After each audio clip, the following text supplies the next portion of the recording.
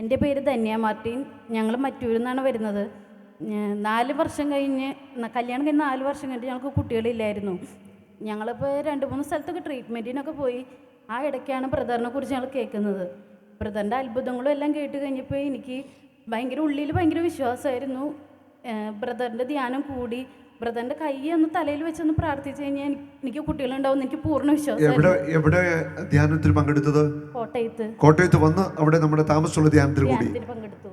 4 വർഷത്തിന് ശേഷം മക്കളില്ലായിരുന്നു. 4 വർഷം. അങ്ങനെ ആദ്യത്തെ 2 ദിവസം ധ്യാനത്തിൻ്റെ സമയത്തൊന്നും ബ്രദറിനെ കാണാൻ പറ്റിയില്ല.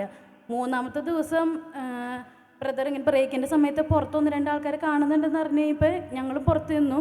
ബ്രദർ പ്രത്യേകിച്ച് ഒന്നും സംസാരിച്ചൊന്നുമില്ല. ഞങ്ങൾ ജസ്റ്റ് ബ്രദറിൻ്റെ അടുത്ത് ചെന്നു. ബ്രദർ തലയിൽ വെച്ച് പ്രാർത്ഥിച്ചിട്ട് പറഞ്ഞു, കൈ വെച്ചിട്ട് പ്രാർത്ഥിച്ചിട്ട് പറഞ്ഞു എല്ലാം ശരിയാവുമെന്ന് പറഞ്ഞു.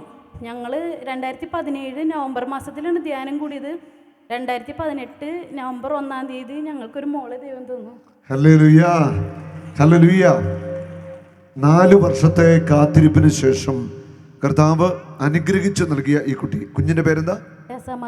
Tessa Martin. ഹല്ലേലൂയ. ഇത് കർത്താവിൻ്റെ പ്രവൃത്തിയാണ്. യേശുവിന് അസാധ്യമായിട്ട് ഒന്നുമില്ല.